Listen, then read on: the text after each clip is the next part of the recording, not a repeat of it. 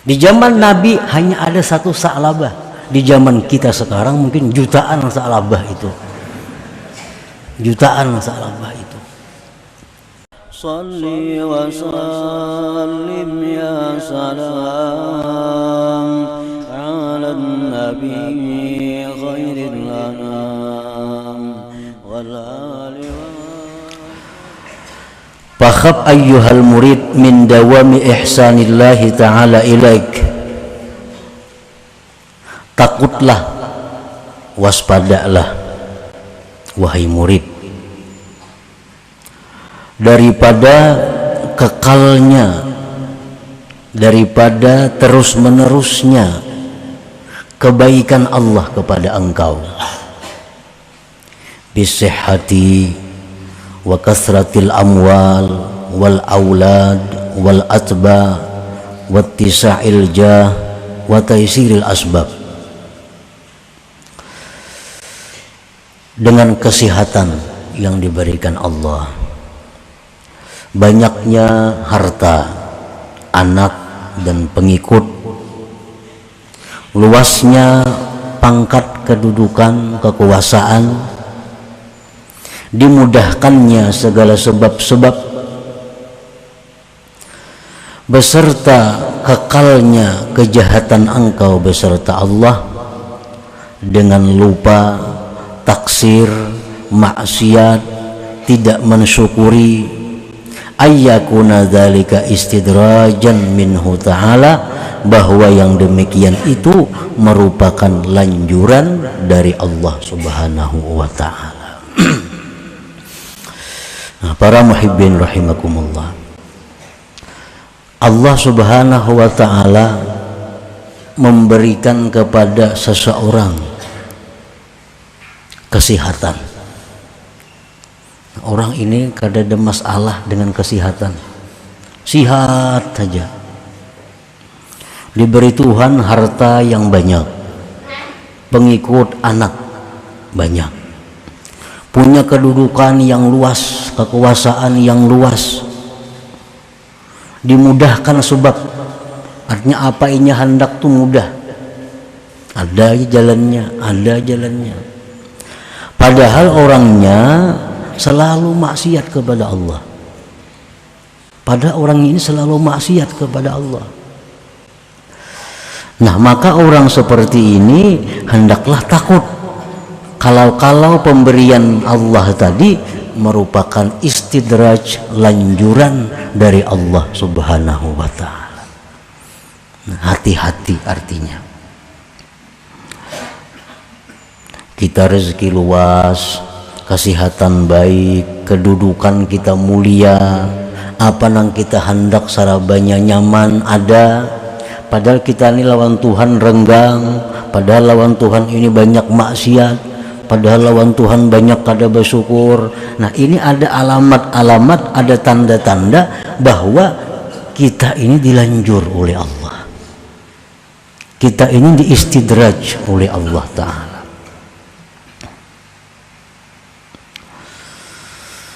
Para muhibbin rahimakumullah, istidraj itu artinya lanjuran tuh. Maksudnya kumunul mihnah bi ainil minnah. Itu artinya istidraj. Tersembunyinya azab, tersembunyinya bencana, tersembunyinya malapetaka di dalam sebuah nikmat. Itu artinya lanjuran. Kayak madu itu manis, tetapi madu yang diberikan kepada kita itu mengandung racun. Nah, itu adalah nikmat, tapi di dalamnya ada mengandung bahaya, mengandung malapetaka. Allah selalu mengalirkan nikmat kepada kita, kesehatan, keuangan, kepangkatan, dialirkan oleh Allah kepada kita. Padahal di dalam itu semua terkandung ada kemurkaan Allah, terkandung ada azab Allah, Nah itu istidraj namanya, istidraj ngarannya. Para muhibbin rahimakumullah, orang-orang yang mempunyai akal yang baik, orang-orang yang mempunyai mata hati yang tajam, setiap mereka itu menerima nikmat, mereka ada takut. Kalau di dalam nikmat ini ada mengandung malapetaka. Baik nikmat itu nikmat zahir atau nikmat batin. Para aulia, mereka apabila berdoa kepada Allah, doanya tidak tampak, doanya tidak dikabulkan, mereka senang. Karena tujuan mereka berdoa adalah menjunjung perintah Allah. Tetapi bila mereka berdoa kepada Allah, doanya dikabulkan oleh Allah, berdoa dikabulkan oleh Allah, mereka takut kalau itu istidraj dari Allah subhanahu wa ta'ala, kalau itu lanjuran dari Allah. Nah, para muhibbin rahimakumullah, kumunul mihnah fi ainil minnah, tersembunyinya azab di balik sebuah nikmat. Dan azab Allah yang paling besar kepada kita adalah dijauhkannya kita daripada Allah subhanahu wa ta'ala. Itu malapetaka yang paling besar. Kalau orang kena musibah diri masih kecil, kena musibah harta masih kecil lagi. Tetapi kalau orang ini sudah kena musibah tentang agamanya, sehingga dia diusir dari hadratillah, sehingga dia dijauhkan daripada majelisnya Allah, nah ini adalah musibah yang paling besar. Ini yang ditakuti. Kalau nikmat yang kita terima ini adalah merupakan lanjuran dari Allah.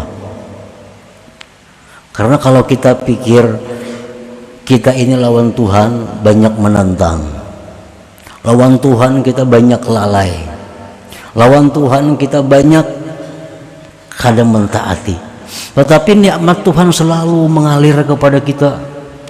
Nikmat Tuhan selalu melimpah kepada kita. Nah ini sudah jelas istidraj dari Allah, lanjuran daripada Allah. Artinya orang ini akan berakhir dengan akhir yang celaka. Para muhibbin rahimakumullah, di zaman Rasulullah sallallahu alaihi wasallam ada satu orang yang dibuat contoh, yang diistidraj oleh Allah subhanahu wa ta'ala, yaitu seorang laki-laki yang terkenal dengan namanya Sa'labah. Ini contoh. Sa'labah ini orang yang hidupnya miskin. Dalam kemiskinan hidup, Sa'labah ini selalu aktif hadir majelis Rasulullah sallallahu alaihi wasallam, selalu sembahyang berjamaah 5 waktu dengan Rasulullah sallallahu alaihi wasallam. Padahal hidupnya sangat sederhana, bahkan miskin.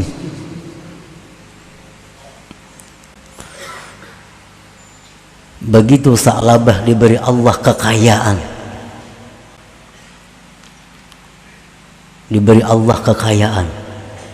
akhirnya Sa'labah sudah mulai jarang hadir ke majelis Nabi. Ditambah Allah kekayaan lagi, sehingga kota Madinah itu kada mampu menampung kambingnya Sa'labah. Kota Madinah itu dikumpulkan kambing Sa'labah kada muat. Bayangkan banyaknya bisi kambing. Nah, nikmat dilimpahkan Allah, akhirnya Sa'labah kada kawa umpat lagi sembahyang berjamaah bersama Rasulullah sallallahu alaihi wasallam. Ditambah lagi nikmat oleh Allah, akhirnya Sa'labah kada kawa lagi umpat berjumat lawan Nabi sallallahu alaihi wasallam. Ditambah lagi nikmat oleh Allah, akhirnya Sa'labah mengingkari kewajiban bayar zakat. Zakat kambing itu kalau 40 seekor kambing. Kalau biasanya 40.000 berapa zakatnya?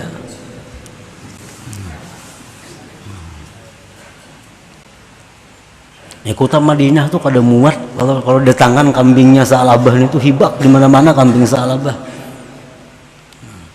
Akhirnya Sa'labah ini mengingkari kewajiban zakat, enggan bayar zakat. Terus ditambah Allah harta Sa'labah. Akhirnya Sa'labah ini mati dalam keadaan tidak membawa iman. Abu Bakar kada mau menyembahyangkan jenazahnya, sahabat-sahabat lain kada mau menyembahyangkan jenazahnya. Nah, ini contoh lanjuran. Di zaman Nabi hanya ada satu Sa'labah. Di zaman kita sekarang mungkin jutaan Sa'labah itu. Jutaan Sa'labah itu. Allah menjadikan contoh yang ada pada zaman Rasulullah SAW. Nah, jadi hati-hati dengan banyaknya nikmat ini. Kalau di balik nikmat itu ada bencana yang menyebabkan kita makin jauh dari Allah, makin jauh dari Allah. Para muhibbin rahimakumullah, ruwiya anna rajulan min bani Israel qala ya rabbi a'sik wa anta la tu'aqibuni. Seorang laki-laki Bani Israel berkata, wahai Tuhanku, aku maksiat kepada engkau dan engkau tidak menyiksa aku.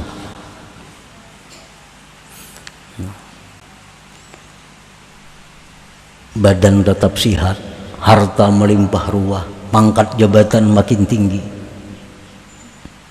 padahal aku maksiat kepada engkau. Fa'auhallah ila nabi zamanihim an kullahu kam min uqubatin li alaiku anta la tash'ur. Allah wahyukan kepada nabi pada masa itu bahwa katakan kepada laki-laki itu, berapa banyak siksa yang telah kukirim kepadanya, tetapi engkau tidak merasakan siksa itu.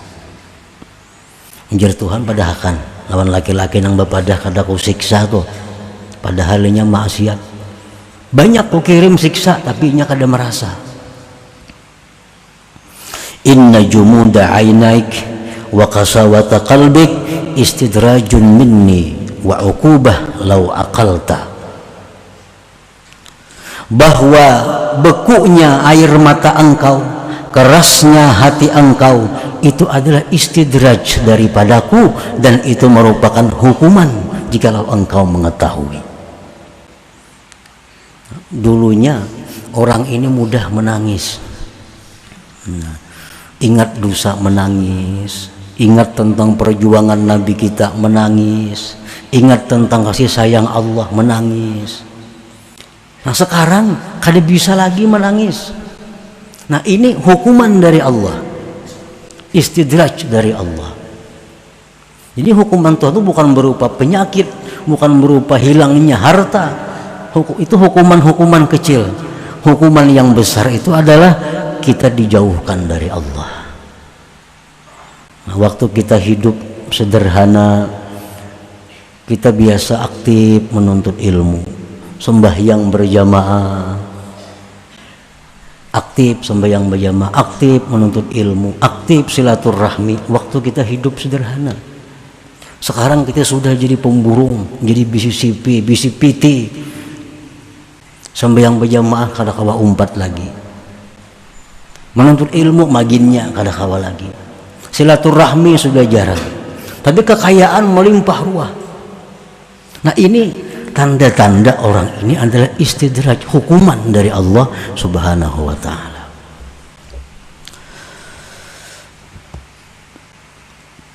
Qala Allah Ta'ala berfirman, sanastadrijuhum min haitsu la ya'lamun. Kami melanjur mereka itu dari sekira-kira mereka tidak menyadari. Mereka kada sadar bahwa ini lanjuran dari Allah. Dikiranya ini disayangi Tuhan. Aku sembahyang kada, rezeki luas. Dikiranya diperhatikan Allah. padahal ini dilanjur oleh Allah. Orang yang dilanjur itu satu saat akan ditindak oleh Allah bagtatan, maka kejutan, tanpa sempat tobat kepada Allah. Kematian yang mendadak itu bagi orang baik adalah rahmat, tetapi kematian yang mendadak bagi orang yang jahat azab bagi mereka. Gawian kita nuntut ilmu, sembahyang, berzikir, mati mendadak itu rahmat. Sembahyang kada kakaruan, nuntut ilmu kada, maksiat, riba, zina dilegawi, mati mendadak ini azab. Nah, orang-orang yang dilanjur Allah itu akhaznahum bagtatan, kami ambil mereka bagtatan, baka kejutan, mendadak artinya. Qala Sahal ibn Abdillah At-Tustari rahimahullah fi ma'na al-ayat, numidduhum bin ni'am wa nunsihim asyukra 'alaiha fa idza rakanu ila an-ni'mah wa hujibu 'anil mun'im ukhidhu.